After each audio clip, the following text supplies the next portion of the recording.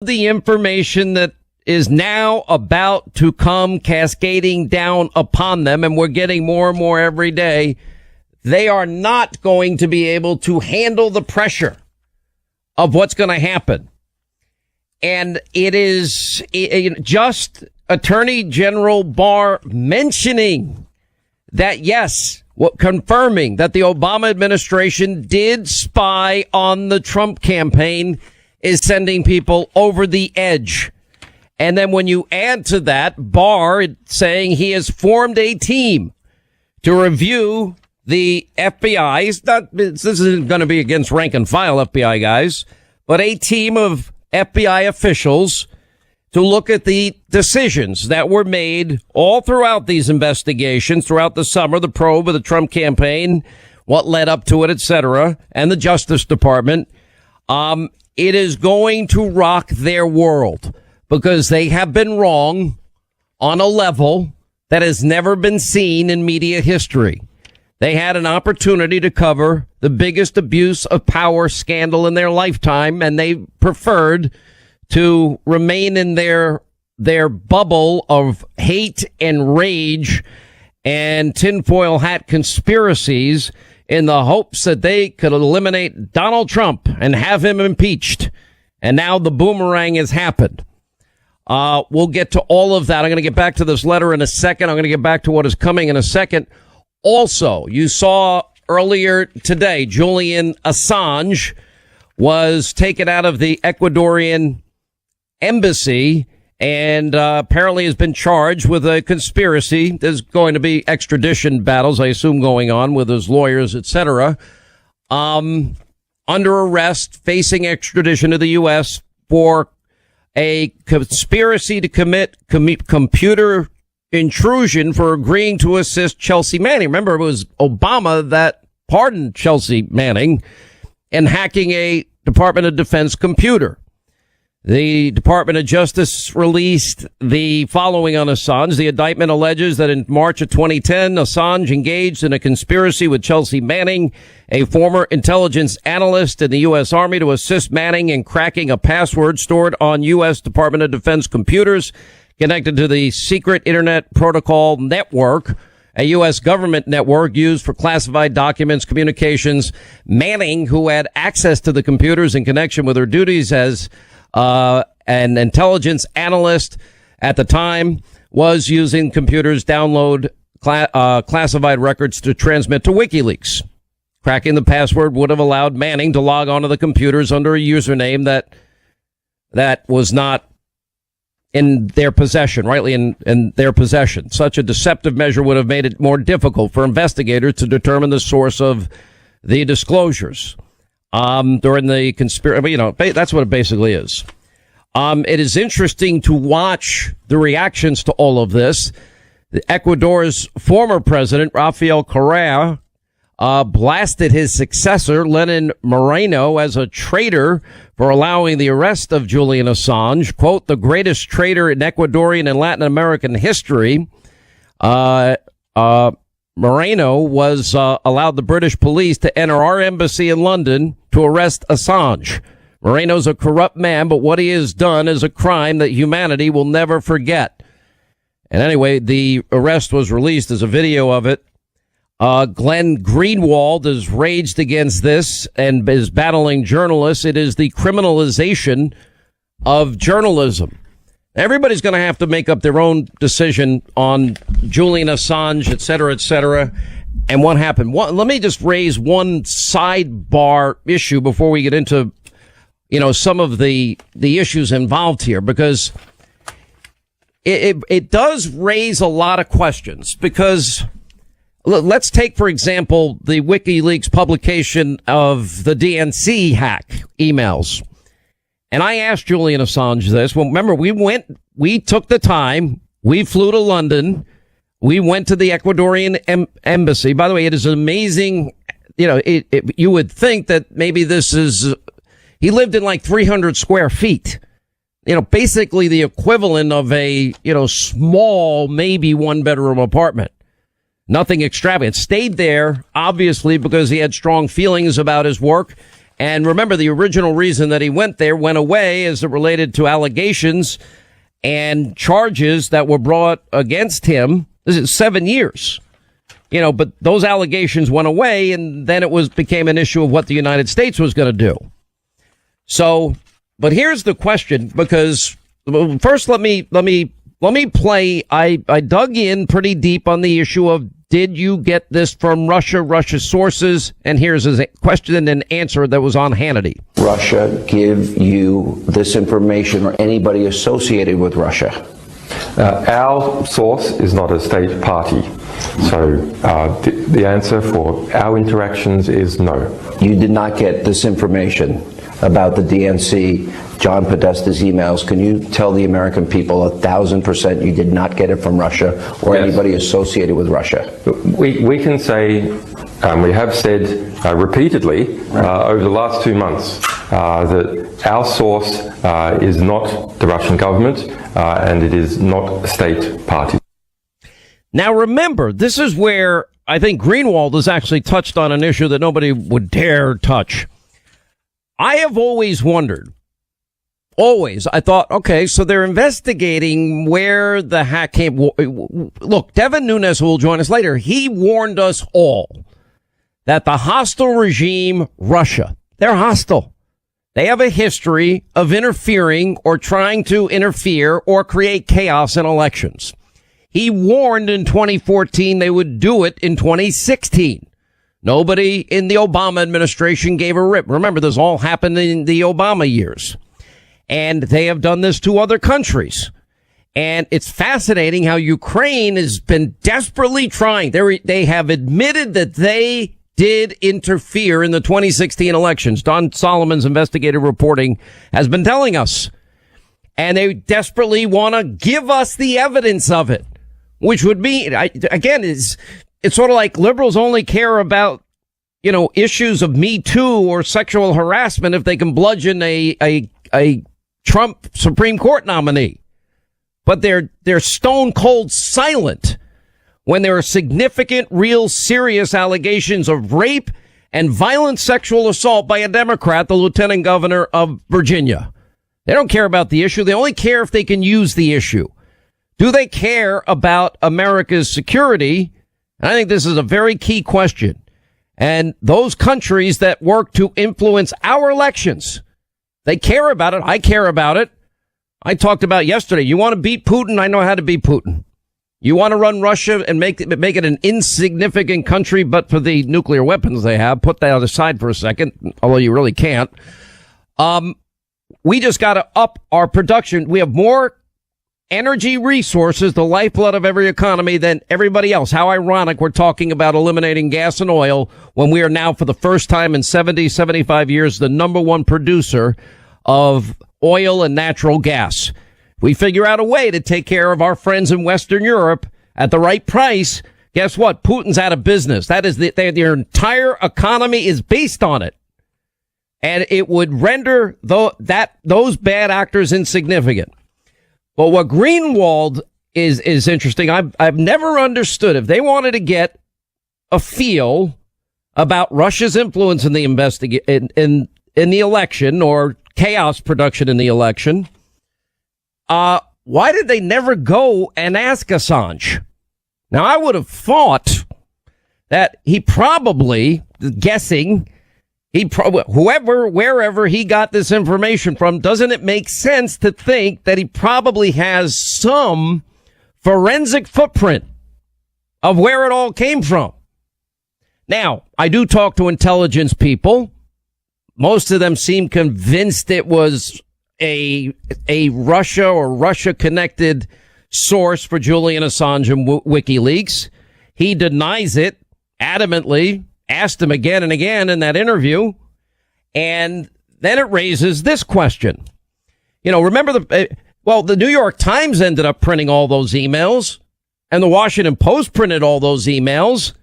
You can't forget the history of the Pentagon Papers. I mean, it was given a top secret Department of Defense study of U.S. political military involvement in Vietnam from 1945 to 1967. And if you look at the history of it, the Vietnam War is dragging on. More than 500,000 U.S. troops in Vietnam by 1968. You have military analyst Daniel Ellsberg worked on the study. He came to oppose the war, decided that the information contained in the Pentagon Papers, top secret, should be made available to the American public, and he photocopied the report in March of 71 and gave it to the New York Times.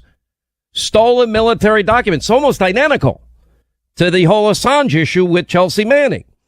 And the New York Times published it in a series of scathing articles based on the report's most damning secrets. And it was, you remember, this all started in 67 at the request of then U.S. Secretary of Defense Robert McNamara.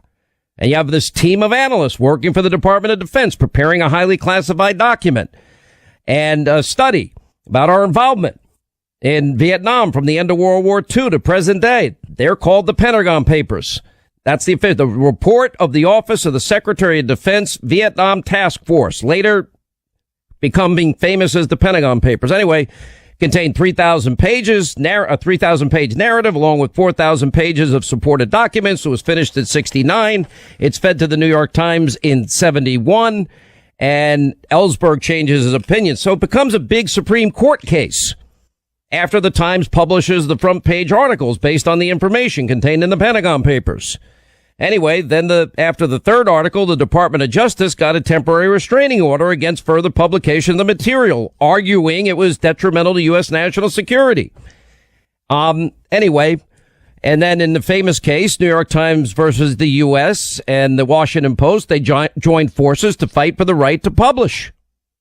Now think about that. If it's, again, the charges about Chelsea Manning, tell me what the difference is here. I mean, I think in that sense, Glenn Greenwald is right. If it's about journalism, if it's about getting information, well, if the information is true, now think about this. If WikiLeaks publishes it and it's copied and pasted, like most media do this all the time, you don't even know it. They don't even give attribution half the time. But if this case, the impact of that decision by the U.S. Supreme Court, I'll get into in a second here, why wouldn't that apply in this case? And I've never understood, if you want to know if he got it from Russia, why didn't you're doing an investigation this deep, this long. Why did nobody look for that forensic footprint? The only person that tried, to my knowledge, was Dana Rohrabacher. All right, listen, spring is here, and I think, look, the first tulips of spring from 1-800-Flowers.com, they are a gorgeous seasonal bloom. And the vibrant tulips for the spring come in a variety of dazzling colors, arriving just in time to bring in the new season. Whether you're celebrating a spring birthday anniversary or just because you love somebody, you want to brighten their day, beautiful tulips, 1-800-Flowers.com.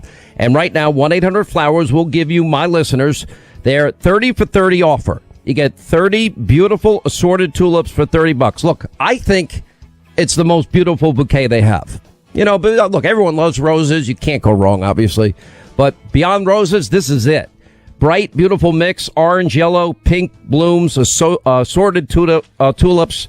Perfect for celebrations like Easter. And you can get your tulips from 1-800-Flowers. They're always picked at their peak. Premier Farm, shipped overnight, maximum freshness. Only $30, 30 assorted tulips. And by the way, this offer ends tomorrow. Pick up your delivery date whenever you want.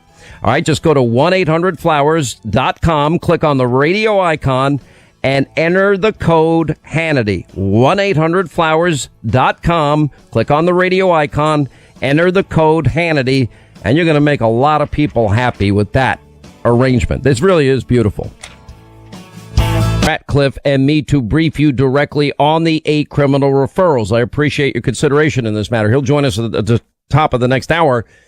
Congressman, I know, what's his name? Congressman Meadows from North Carolina said there's going to be more.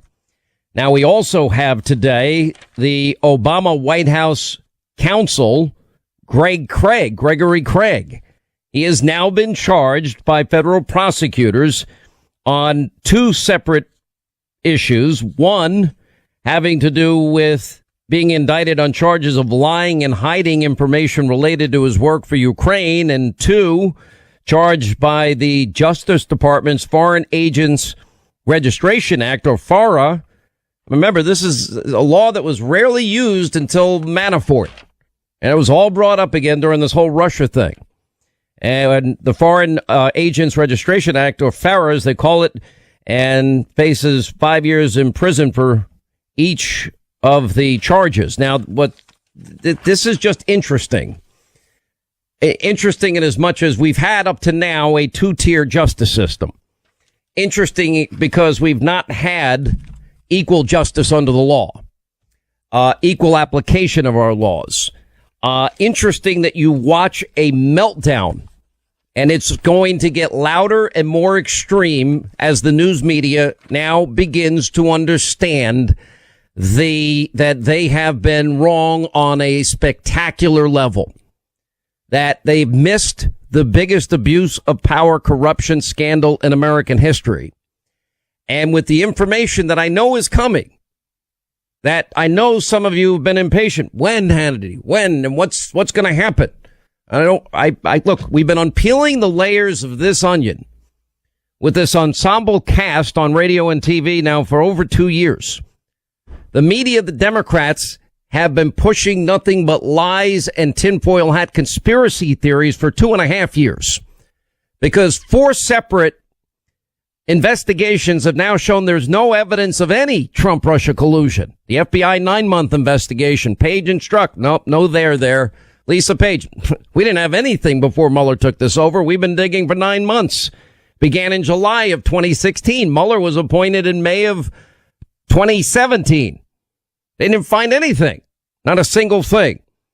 But not only are the criminal referrals coming out, and likely more than the 8 that Devin Nunes talks about today, and he'll join us at the top of the hour, but now there is a full freak out happening within the deep state.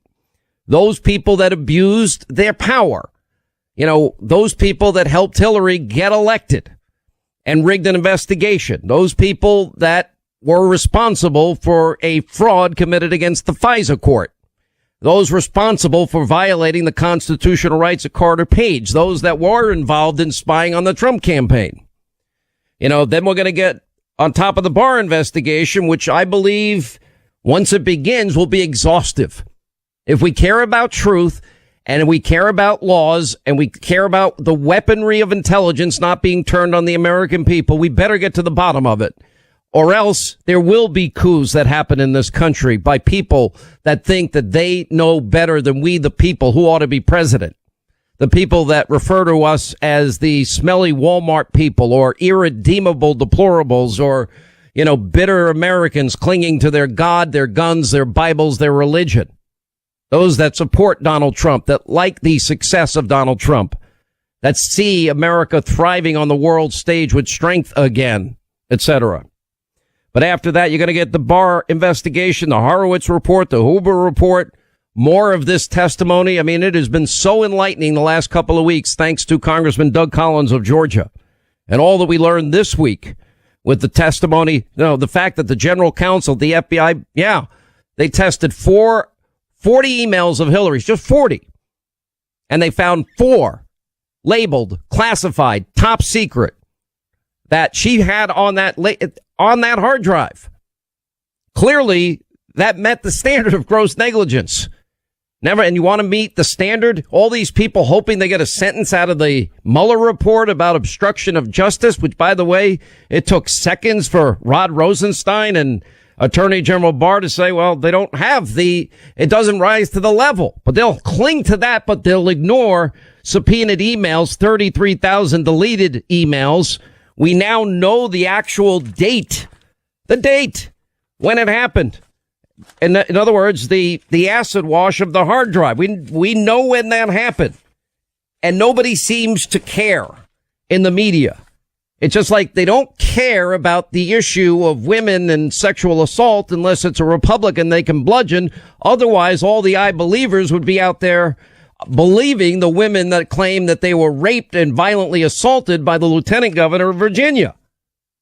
There's clear evidence. Barr is right. We have gone over this exhaustively. When they went before, remember, Bruce Orr's testimony, thanks to Congressman Collins, Nellie Orr's testimony, Broussard testifying behind closed doors. He warned everybody in the FBI, upper echelon, DOJ, warned them all that, in fact, the dossier was Clinton paid for, put together after funneled money to a law firm, to an op research firm, to a former MI6 foreign national by the name of Christopher Steele, that nobody verified it. We now know it's unverifiable because under an interrogatory, Christopher Steele himself, he acknowledges he doesn't know if any of the dossier is true, but it was the, quote, bulk of information, according to the Grassley, Graham, Nunes memos, of the application to get a FISA warrant to deny Carter Page's constitutional rights. They committed a fraud on the court, and they used bought and paid for Russian lies to do it. How ironically. You know, all of this. Well, Barr has gone off the rails. Well, wait till all this other information comes out. They have no idea how hard they're going to get hit with truth that we have been revealing for 2 years plus on this program and on TV. When those FISA applications come out, Americans will see for themselves what we've been telling you. Gang of Eight materials, the FBI acknowledging, yeah, we really messed this up. Wait till you see their own acknowledgments of such. The 302s, you know, the conversations with Orr, Steele, and others. You know, now we've got Ukraine. Ukraine is begging to give us evidence that they interfered in the 2016 election. But because it favored Hillary, they don't want to go there. You know, when you look, it's the spying that occurred. The evidence is overwhelming. It is incontrovertible. What do you think? Why would career people that didn't want Trump elected put their everything on the line? Number one, they thought Hillary was going to win. Everything's predicated on that. Number two, they wanted to have an insurance policy just in case they lost. So you go before a FISA court. Look at the first FISA warrant. You don't put in bold letters, Hillary paid for this. Just an asterisk might have a slight political taint to it. Okay. But if you said, you know, you have to testify that it is true to the best of your knowledge. But we now know the dossier's been debunked, most of it. And secondly, we know that the dossier was a bunch of Russian lies put together by a guy that hates Trump and continue to try and influence even the special counsel's office using Bruce Orr as a conduit. They missed all of this because they don't care. It was to bludgeon. It was political. They were motivated by rage and hatred, both the media and Democrats. They can't even stop, even though we have four separate, you know, the FBI 9-month investigation, the House Intel Committee investigation, the bipartisan Senate Intel Committee investigation, and now the Mueller report. No collusion. You know, but there's Adam Schiff, the one guy caught on tape colluding with Russians, thinking he can get dirt so he can influence the elections. You know, what is the nature of the compromising materials? And then pictures the naked Trump. Does Vladimir know? Yeah, but Vladimir costs. He knows Buchaba. He knows it all. He's seen it all. Can you get him to us? He's the only one. But the fact that they would commit a fraud against the court, deny Carter Page his constitutional rights, wiretap him, get a backdoor through every computer, all into the past and right into the Trump campaign. Everything is for grabs at that point. Never mind the fact, and it goes deeper than that. There's a great piece that was put out by Byron York. Headline pretty much says it all. Barr's right, spying did occur on the Trump campaign. And he reminds us, Stefan Halper, the FBI engaged him as an informant. New York Times reported agents involved in the Russia investigations asked Halper, an American academic teaching in Great Britain, to gather information on Page and Papadopoulos, another Trump campaign foreign policy advisor. Halper went beyond Page and Papadopoulos, also seeking information from Trump campaign aide Sam Clovis. Wasn't clear whether Halper and the FBI had the FBI's blessing to do Clovis. The Halper case is more evidence that spying occurred. Of course it did. And of course, the insurance policy, you know, we haven't even touched the rigged investigation part of this. And that is, we learned through all of these closed door testimonies. Yeah. Well, number one, James Baker thought Hillary should be indicted. He was talked out of it by everyone else that loved Hillary. Okay, then what happened there? What happened with the investigation? Okay, it began, midterm exam. But what do we know? They were writing an exoneration in May of 2016 before she's interviewed or 17 other people are interviewed. She's allowed to bring 2 other people into the interview with the FBI. The interviewer is Peter Strzok, the guy that says Hillary needs to win 100 million to 0. I can smell the Trump Walmart voters, Peter Strzok said. And we know, in fact, that 18 USC, once they identified top secret classified information on that mom and pop shop bathroom closet, that's the law. It is clear she violated it. 18 USC 793. And what do you think? You want obstruction? These people don't care about obstruction. Just think like they don't care about the women stories or believe the women against the lieutenant governor of Virginia because doesn't benefit their political narrative. Yeah, when you delete 33,000 subpoenaed emails and then we know the date of the hard drive being acid washed now. Yeah, well, sure. And then bust up devices, remove SIM cards. It all comes together. Now that has to, if we have equal justice under the law, equal application under the law, that all has to happen immediately. And that's what they're all afraid of because they've all been wrong. Back to this Assange thing for just a second. So the Pentagon Papers, anyway, is a task force at the request of then Defense Secretary Robert McNamara. 47 volumes, 3,000 pages, 4,000 pages of supporting documents. Anyway, Daniel Ellsberg served in the Marines. And anyway, he ends up giving it to the New York Times after he concluded, you know what, this wasn't the right war to fight. After 3 reports, the New York Times is sued by the U.S. government. And, now referred to as the Pentagon Papers. And this happened after the 3rd article was reported. And anyway, they joined forces with the Washington Post for the right to publish. June 30th, the U.S. Supreme Court ruled 6-3 that the government had failed to prove harm to national security, and the publication of the papers was justified under the First Amendment's protection of the freedom of the press. Now, the impact of that is dramatic. Okay, so the charges against Julian Assange have to do with his work with Chelsea Manning, who's already been pardoned by Barack Obama. I think Greenwald is on to something here as well, as like the press doesn't care because that hurt Democrats. It's political. Okay, but looks like there's a precedence here. The question is, why didn't they ever look into, if they think all this came from Russia, why didn't they ever go to the Ecuadorian embassy and talk to Assange? From what we know, they never did that. Maybe they didn't want the forensics.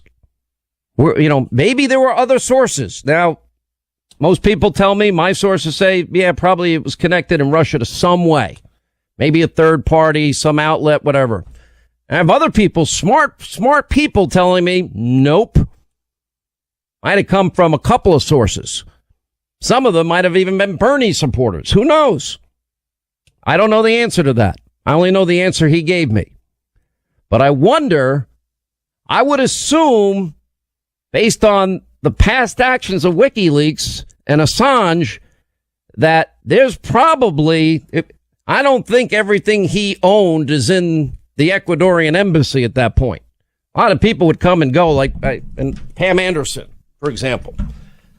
My guess would be, I'd be interested to find out what they know, what the forensics show, where did it come from?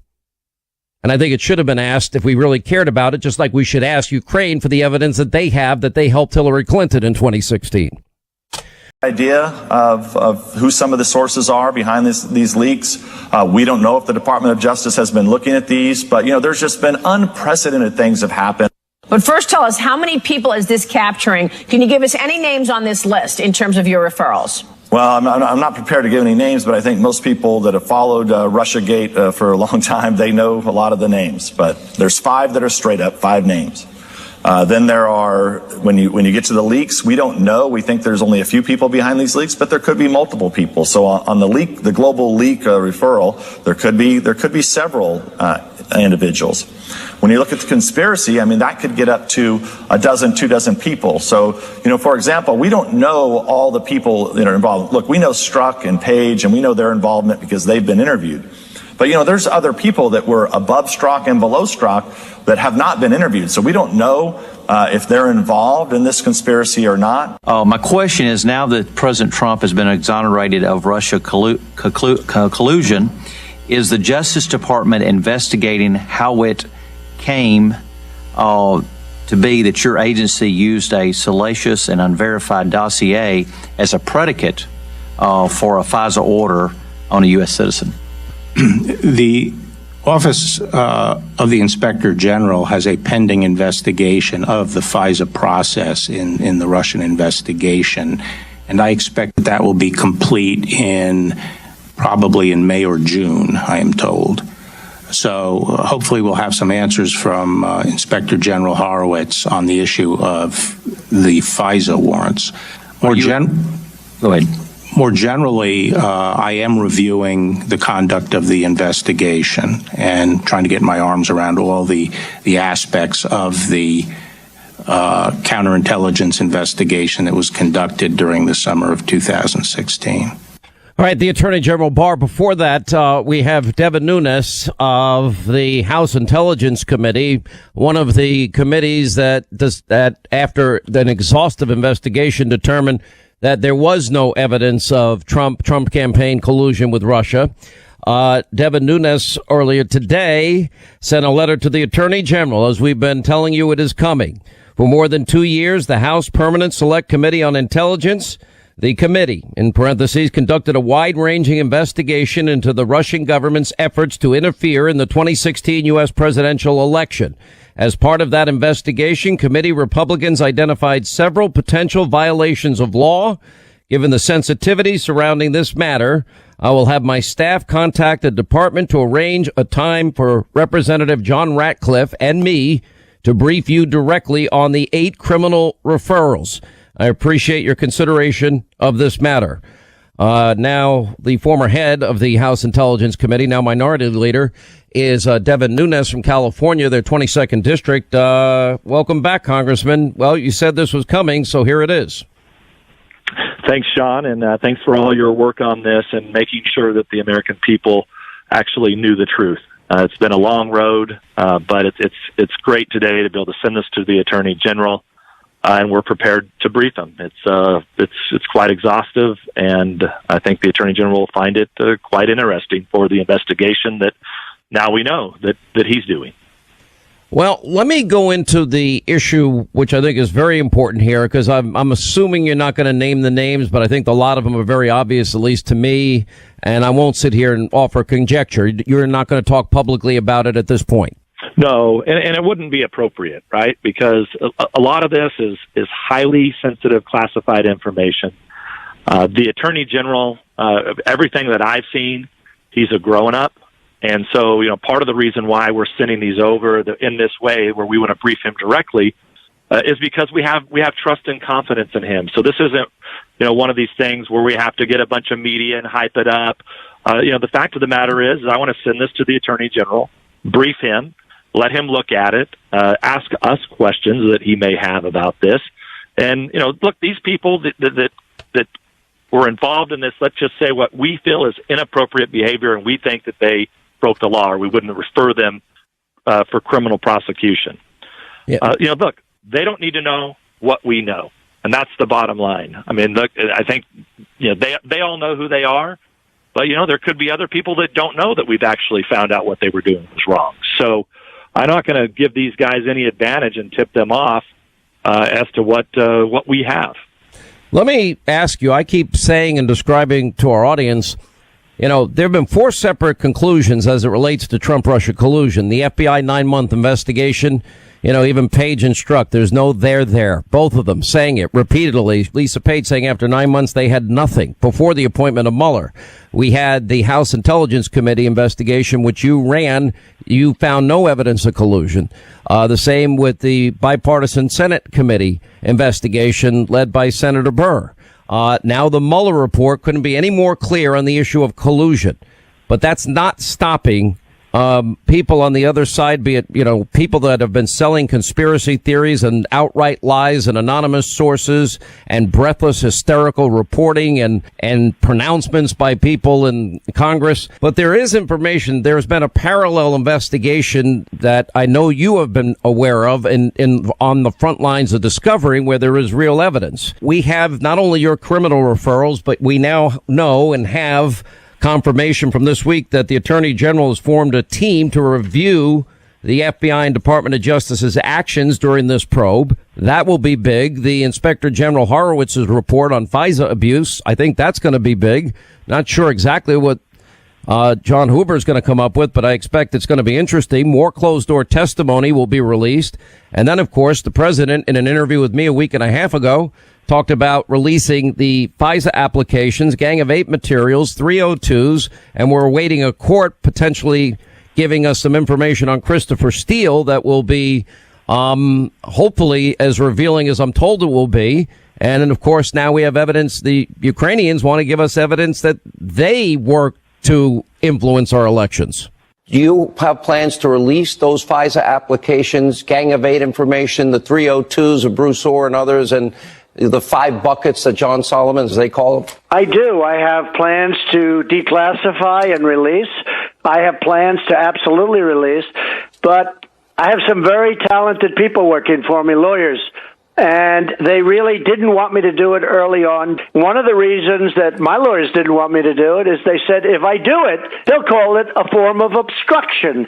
So they'll say, oh, you released these documents. So we would make all of this information transparent. In politics, you always hear transparency. Would make it transparent, and then they'd call it obstruction, knowing the people we're dealing with. So, frankly, I thought it would be better if we held it to the end. No, but at the right time, we will be absolutely releasing. And I did the right thing by not doing it so far. But you understand, they would call it something that it wouldn't be. It's the only time you'd be transparent where they'd say bad things about transparency. A lot of stuff coming. So there's a lot there. So let me tell you a couple things that I think are important here. And unpack some of this that's coming out and try to prioritize it.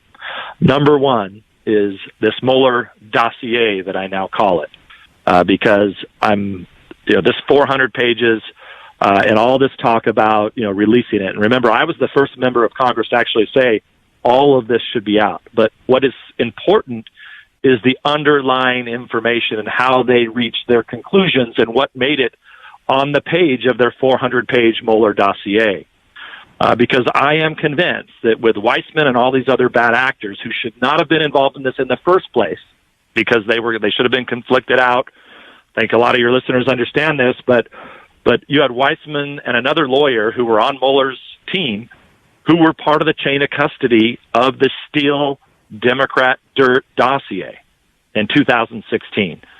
So if there are all these people that are clamoring for transparency and they want to see the 400 pages, I just hope that the Attorney General goes farther than that and sends us all the information, all the underlying information, because I'm looking forward to looking into all of these people that were sitting on this 2-year witch hunt. I want to look at the work that they did. Just because you're on a special counsel doesn't mean you get special powers, and that we don't, as a Congress and a legislative branch, don't get to investigate you if you're not on the up and up. And I have a lot of reason to believe that Weissman and others were not on the up and up with the American people, and they're going to be held accountable also.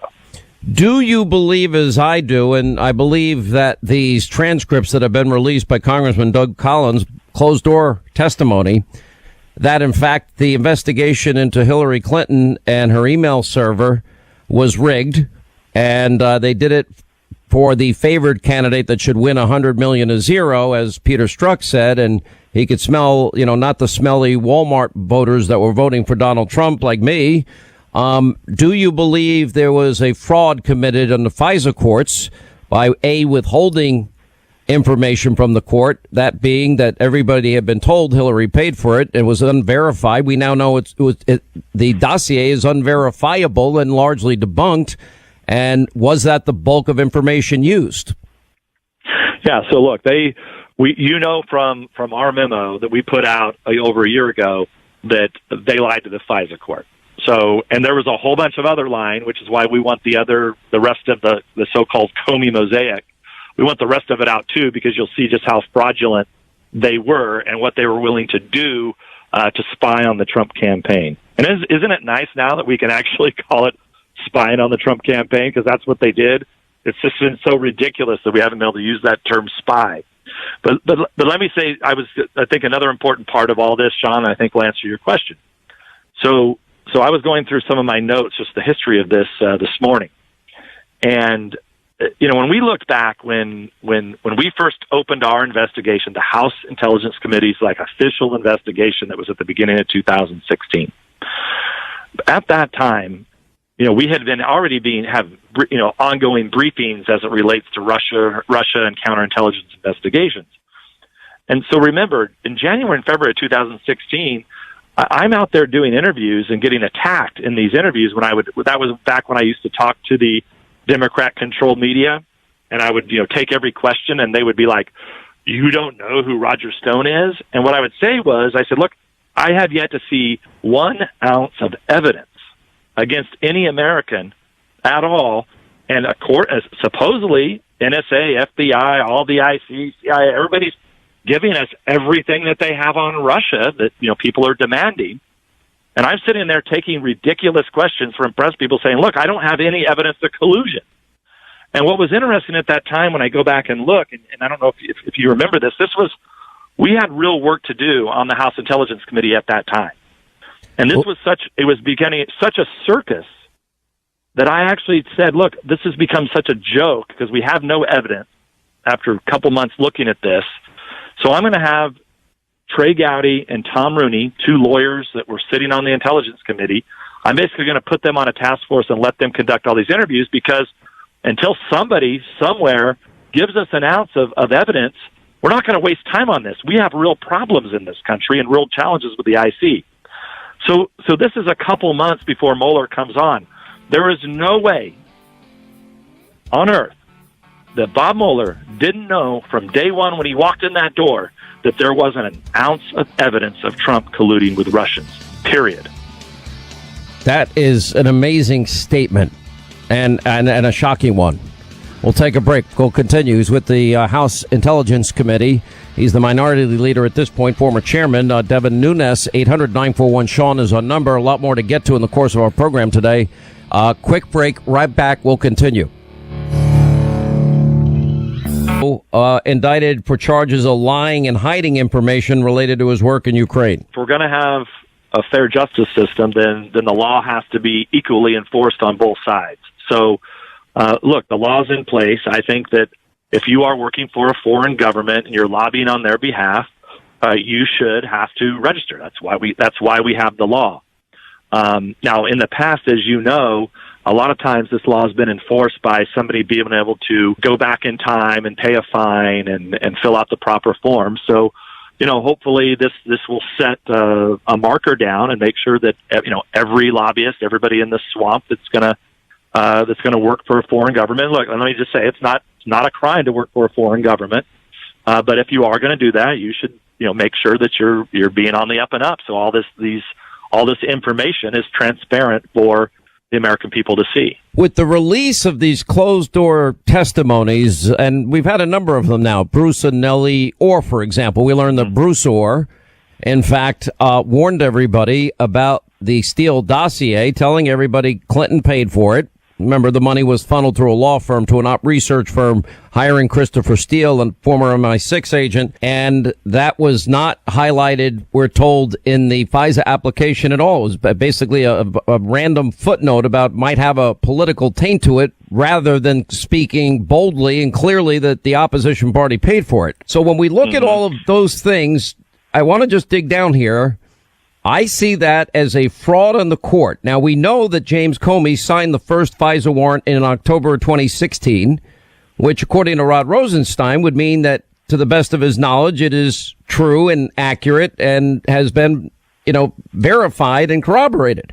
But then he told Donald Trump, president-elect, in January of 2017, that it's salacious but not verified. Wouldn't that mean that James Comey lied? So, Sean, this is, as you know, one of our referrals is on conspiracy as it relates to FISA abuse and what we call other matters. So you can rest assured that a lot of what you're talking about there are the questions that we raise, where we believe that there is, circumstantial evidence that that people did more than just make a mistake. This was not a mistake. You point out they knew exactly where this information came from, and they chose to do word salads to basically have it both ways, where they could say, "Oh, we told the court," but in reality, they didn't tell the court. That would be a fraud by omission.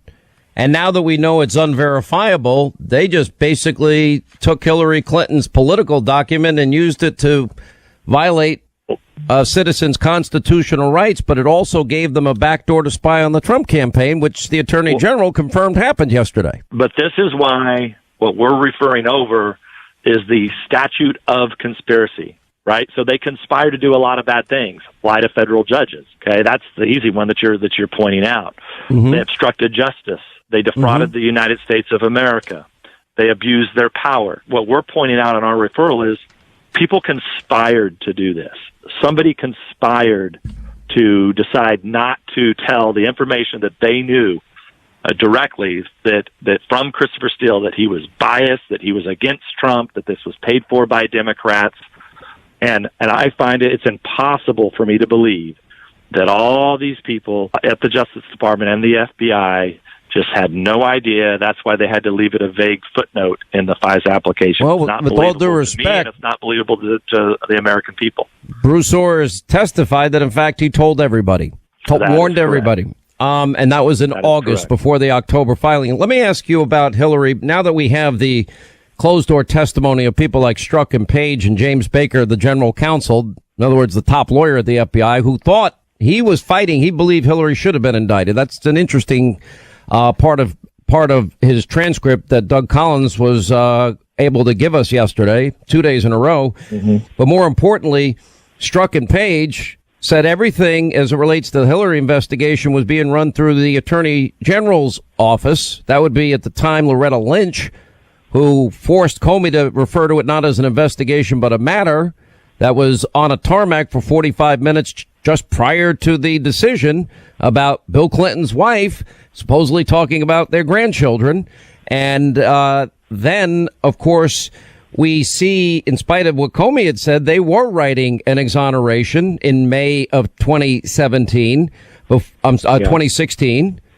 before they actually interviewed Hillary or 17 other witnesses. Hillary's interview happened on July 2nd, 2016, and they allowed two other people in the room, and Peter Strzok, that thought Hillary should win $100 million to zero, did the interview. And then Comey exonerated her after they had changed the legal standard gross negligence to extreme carelessness. Do you believe this investigation was rigged? And if it was rigged, do we now need to reopen it? Well, that's hard to say, because, what we focused on, I want to make sure I'm not dodging your question. Just remember what we looked at. We looked at Russia collusion in depth. We looked at the FISA abuse and other matters in depth. We looked at unmaskings in depth. And so a lot of that investigation was done by Bob Goodlatte and the Judiciary Committee. They painstakingly went through all of that. Look, at the end of the day, you have to, it's complicated, because you have to be able to prove conspiracy. Did they conspire to do it? Now, look, from a layman out there who hasn't seen all the information, it looks clear to me that they conspired. Well, let me put it this way. I think that's the point you're trying to make. In the testimony, closed-door testimony, we now know that they took 40 emails, random emails of the 30,000. 40, and of the 44 were top secret, classified, and labeled as such. The Espionage Act, 18 U.S.C. 793, that is a clear violation of that law. That's a felony. And that's why I assume James Baker was saying, yeah, we should charge her if we have equal justice and equal application of our laws. But clearly they didn't want that to happen. Now, more importantly, if, every Democrat is saying, well, maybe there's a nugget in the Mueller report that will show that Donald Trump obstructed. Well, the obstruction statute needs to show intent, and Donald Trump hoping that, General Flynn doesn't get in trouble is not obstruction. He didn't stop the investigation. Look, I can easily comment on the emails and the classified information on the emails. It's a crime. Okay, so it's plain and simple. It's a crime. So what? The thing we don't know about, because all those bad characters you just talked about were the ones who did the interview. We don't know what it is she said, right? So if she basically denied it, and I assume that's what they're going with. Don't we have intent when you go back and?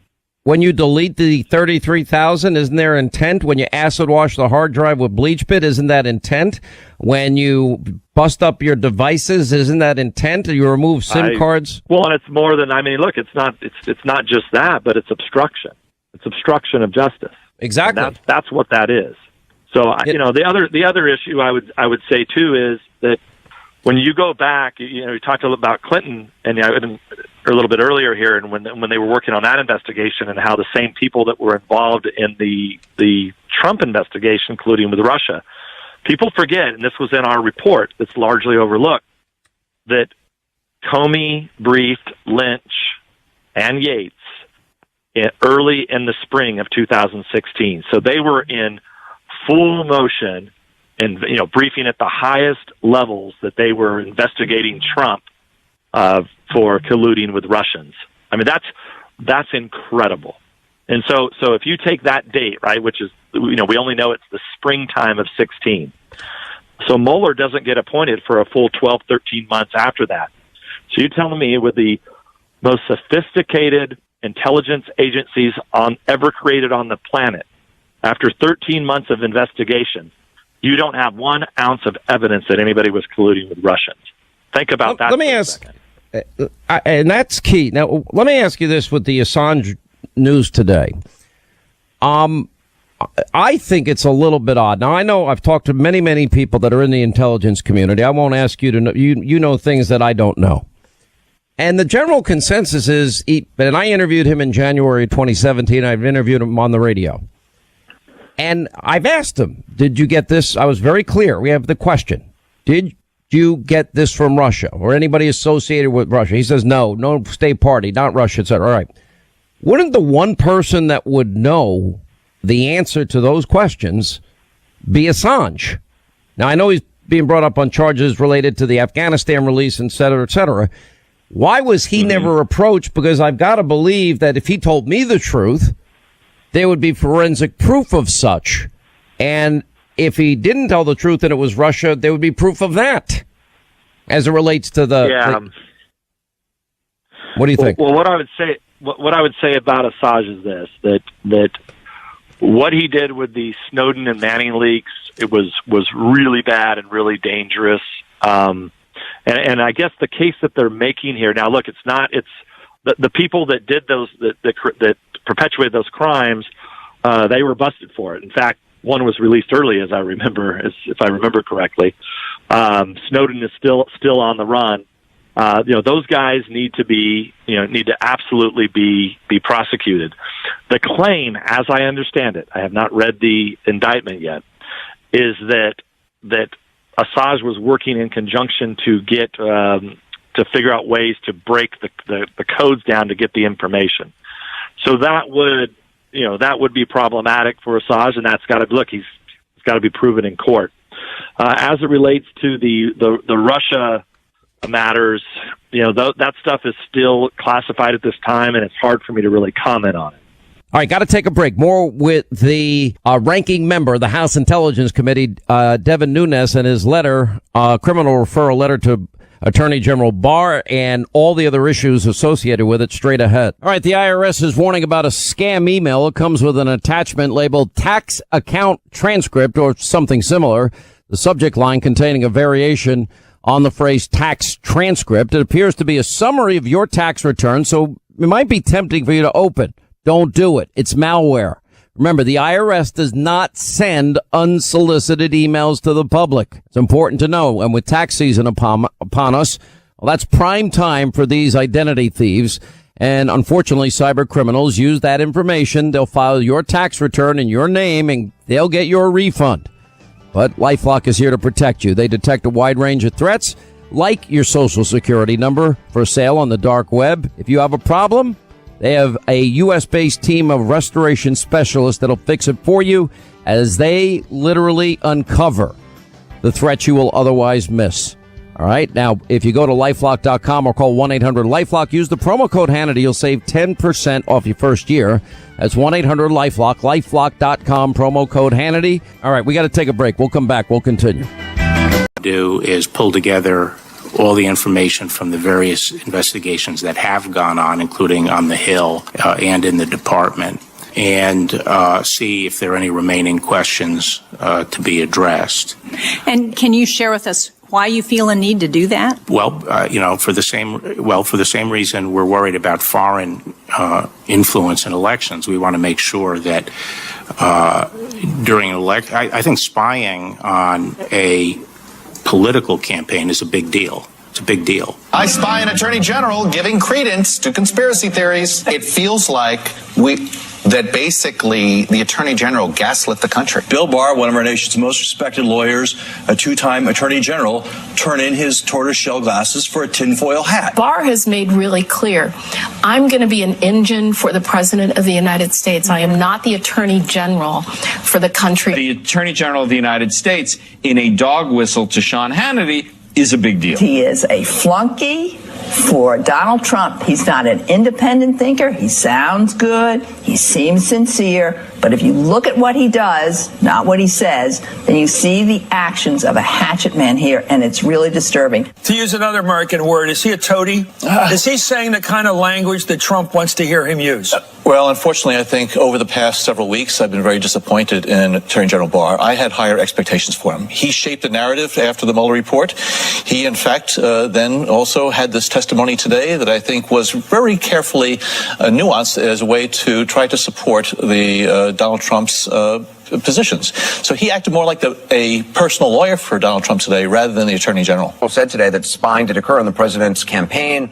I'm wondering what your reaction was. Well, I thought it was both stunning and scary. I was amazed at that and rather disappointed that the Attorney General would say such a thing. That, the term spying has all kinds of negative connotations. And I have to believe he chose that term deliberately. Donald Trump wanted his Roy Cohn. He got his Roy Cohn. Except you can tell Barr doesn't really feel it like Roy Cohn did. He knows that what he's saying is unbelievably reckless, and you can almost see in his mind Barr going, okay, how do I answer this question so Trump doesn't tweet at me, so I keep my job, but still not make a jackass of myself for life. That's tough. Fox News is in charge of the Justice Department. I mean, this really is an extraordinary adoption of the conspiratorial language that the president and his supporters in the news media use to describe the Mueller investigation, the Justice Department. He's obviously been watching a lot of Fox since he became a private citizen. All right, there you have the reaction. By the way, very predictable. And I've been warning that this would happen, that this would come, that this is real. Bill Barr, the Attorney General, confirming what we have known now for a long time. The evidence now is not even in dispute. It is overwhelming and it is incontrovertible. On multiple fronts, there was spying on the Trump campaign, by the Obama administration officials, some of whose voices I believe you heard right there in that montage. We now have 4 examples. The 9-month FBI investigation, the House Intelligence Committee investigation, the bipartisan Senate Committee investigation into Trump-Russia collusion, and now definitively the Mueller report, no evidence of Trump-Russia collusion. By the way, that was quoted in the Attorney General's letter. We'll probably know more by Monday. If this is their reaction to just this small bit of information, what are they going to do as we now get these criminal referrals? What are they going to do now that Barr has launched an investigation into the investigation? What have we been calling it for such a long period of time? Investigate the investigators.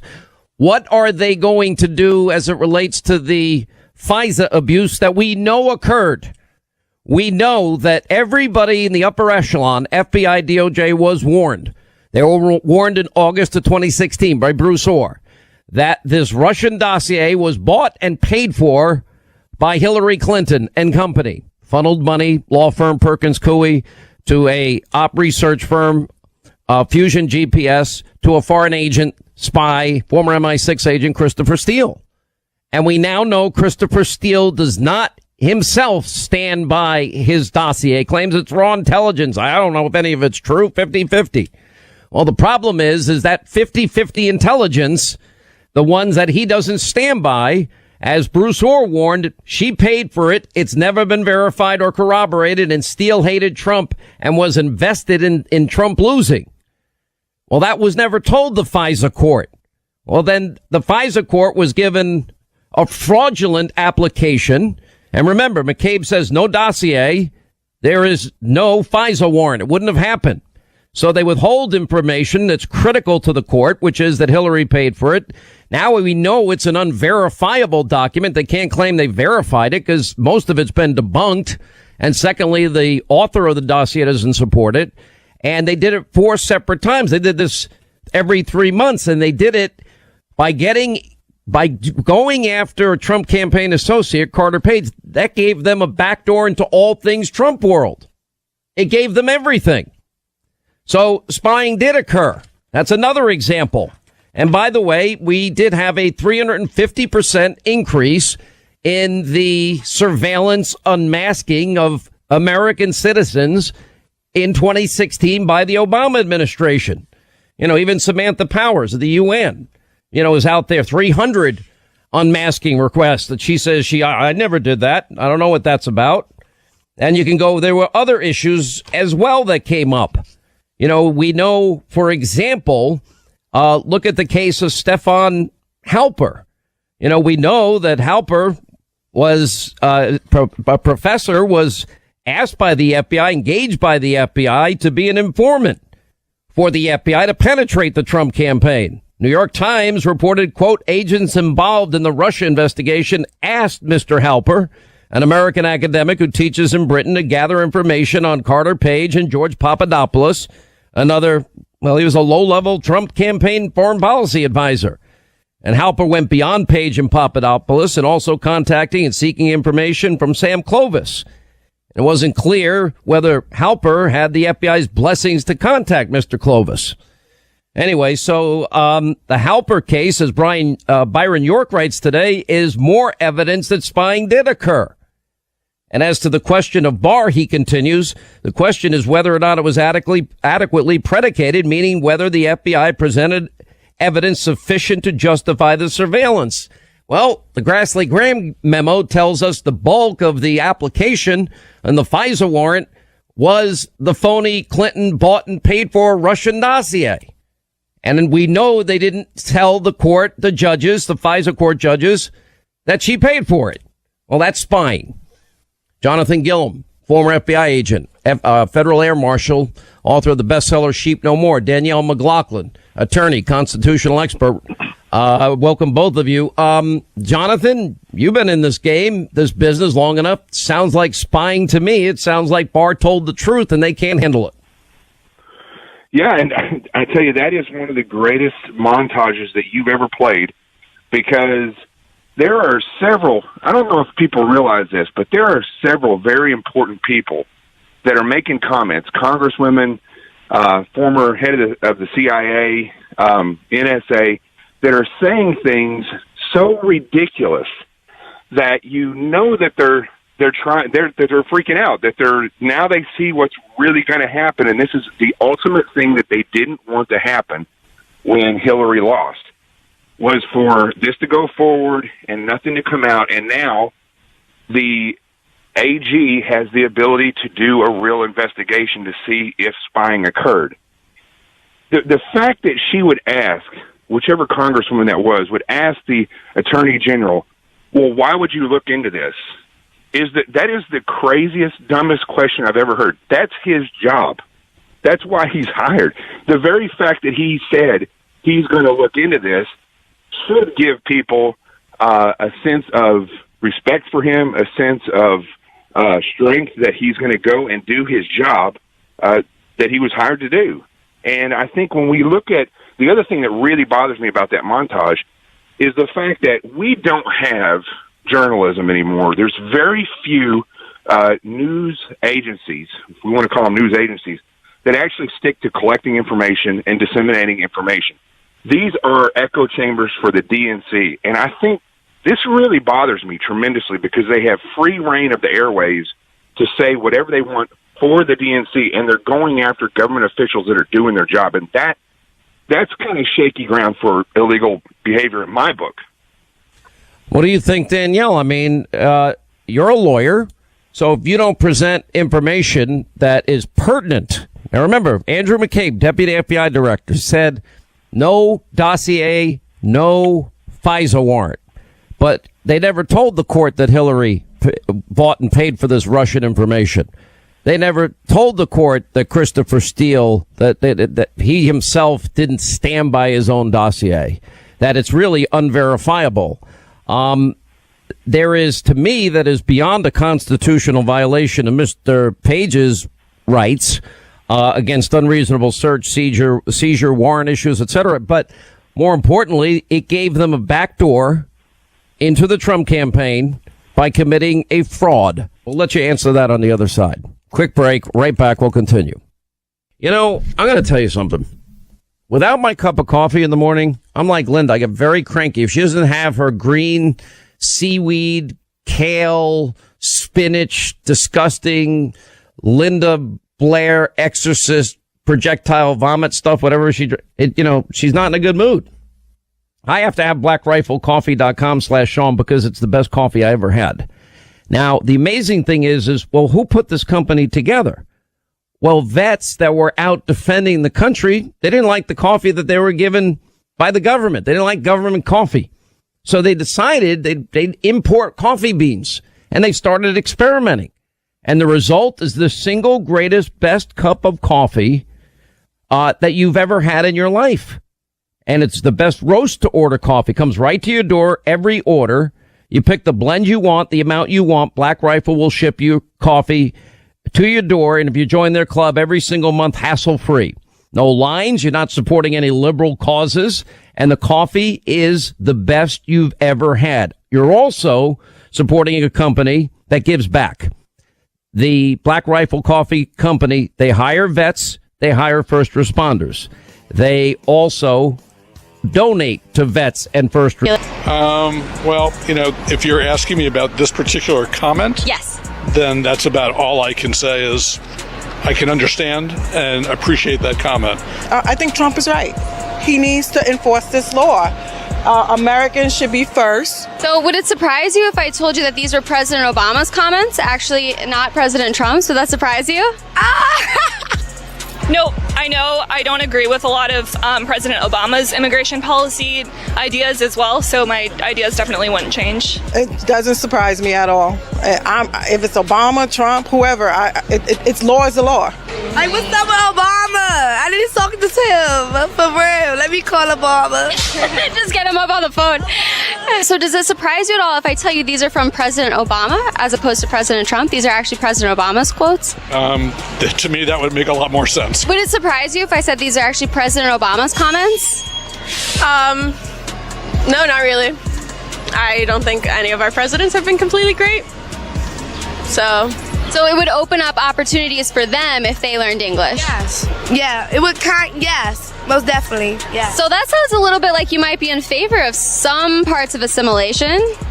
Probably some. So maybe some assimilation, but with respect for original cultures. Yeah. Do you get ever any heat from anybody for supporting Trump on that issue?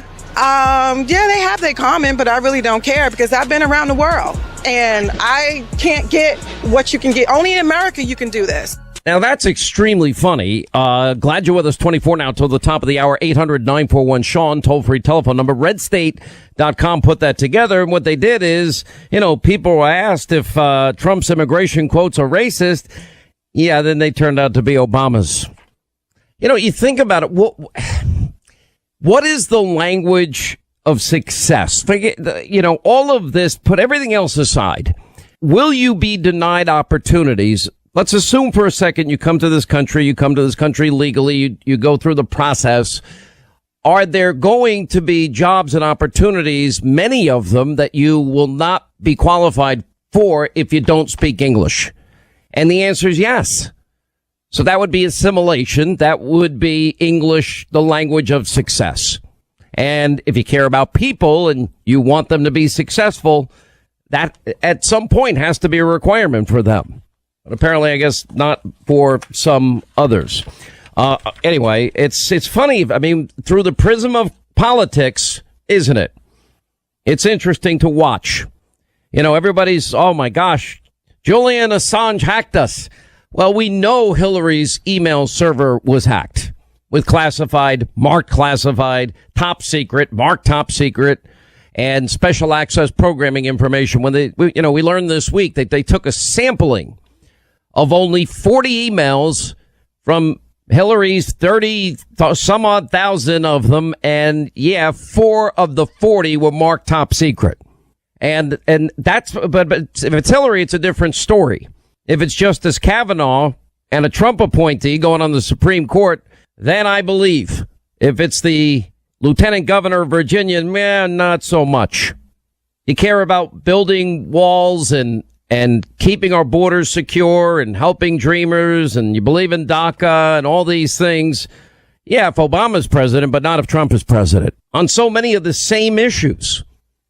It is time and time again. This hypocrisy just rains down on you. All right, let's get to our phones. 800-941-SEAN. If you want to be a part of the program. We had a great Hannity tonight. Remember, we're the only ones that interviewed Julian Assange, and we're going to go back to that issue as well. I go back to an original question I asked earlier in the program. Now, Julian Assange was steadfast in my interviews with him in saying that it was not Russia, that it was not a state party. Okay, maybe it's parsing of words in some way. And if you wanted to get to the truth of exactly where the information, I don't care if it's the Chelsea Manning Afghanistan tape, which goes back in 2010, or whether or not it's the DNC emails, Podesta emails, whatever it happens to be, I've got to imagine that probably the one guy that has the answer as to where he got his information from would be Julian Assange. And yet, as far as I know, the only lawmaker to ever make an attempt to go see the guy and talk to him and ask him was Dana Rohrabacher. I don't know anybody else that did, but you would think forensically he might actually have the evidence that could say, I got it here. Now, maybe that leads back to a Russian agent of some kind. Maybe it doesn't. Maybe they don't want the answer. Maybe they didn't want the answer. Maybe, most in the intel community, they will say, yeah, they believe the information came from Russia or these bot companies. And the sad thing is all of this is preventable because we've been warned. 2014, Devin Nunes warned the world. Yes, the Russians are going to do what they always do, which is trying to wreak havoc on the American electoral system. And this time, they tried again. Now, nobody seems to care that we have evidence. Ukraine wants to give us the evidence, and nobody seems interested of their attempts to help influence the 2016 election in Hillary Clinton's favor. And yet we have a case where Joe Biden's son, is involved in a business deal, and that his son is being investigated by a prosecutor, and Joe Biden then leverages taxpayer money, and we have that on tape, and brags about, well, I'm only here 6 hours. Either he's gone or you don't get the money. You don't trust me? Call Obama. He's going to do what I say. I said, I'm not going to, or we're not going to give you the $1 billion. They said, you have no authority. You're not the president. The president said. I said, call him. I said, I'm telling you, you're not getting $1 billion. I said, you're not getting $1 billion. I'm going to be leaving here. And I think it was, 6 hours? I said, I'm leaving in 6 hours. If the prosecutor's not fired, you're not getting the money. Oh, son of a got fired. Yeah, this creepy, crazy Uncle Joe, what we didn't realize maybe he did. Why did he want him fired so bad? Wanted him fired because the guy was investigating his own son. That's why the guy had to be fired, to get the $1 billion. And he's using taxpayer money to leverage and end an investigation into his own son. Pretty unbelievable. This will be a big issue in the campaign, as reported by John Solomon, investigated by him at The Hill. All right, let's get to our busy telephones, 800-941-SEAN, if you want to be a part of the program. All right, let's say hi to Lori is in Austin. Hi, Lori. How are you? We're glad you called. Hi, Sean. It's an honor to talk to you. It's first-time caller, long-time listener. Honor to talk to you. You're so sweet. Anyway, I just wanted to let you know that I got married almost 20 years ago at West Point to my Army football husband. Congratulations. Good for you. Well, he's a good dude.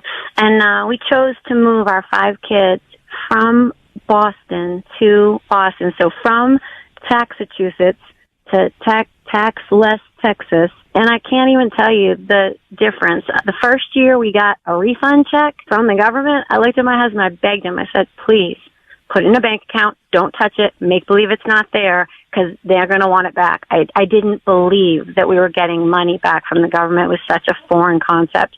And this year, we are going to be getting the single largest tax return in our 46 years on planet Earth. And I want to say a huge thank you to President Trump. You want to know what the irony of this is I'm going to pay more this year. Now, I've always said it's not about me. And by the way, I'm so happy for you, because that's money you can put away for your kids, maybe get a new car, maybe go out to dinner and save for college fund. I don't know, whatever you guys want to do. Sir. Life is expensive. I always say to every single person that works for me, they all get talks about money. Linda, right? How many times have you heard the talk that I've given to new employees? Many times. I haven't given it to Katie yet, but she's getting it. And Kylie's going to get it too. And what do I always say about money? Money is freedom. Exactly. And, every year I like to give everybody that works for me, doesn't matter what position. We have a very big TV staff. We have a kind of small, we'll call it familia, right? We have like family, radio staff.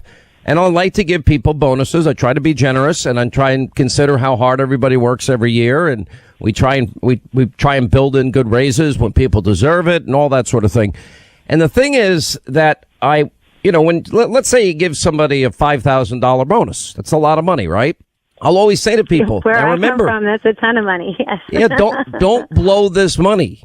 Maybe get one thing you want, put the rest away. Because then it gives you freedom to make better choices. Maybe freedom at one point, maybe you want to buy a house, you want to get a car, all those things. So, though for years, red states have the low tax states or no tax state income tax states. They have not had the benefit of states like New York, California, New Jersey that have very high state income taxes. And as a result, they never got to deduct that money from their taxes. And in many ways, they were subsidizing a benefit for states that elect these tax and spend politicians. Now, I didn't vote for Andrew Cuomo. I haven't voted for any Democrat in New York. But as a result of the president's tax cuts, he's not giving that benefit to high tax states anymore. And frankly, I don't think it's fair that he did.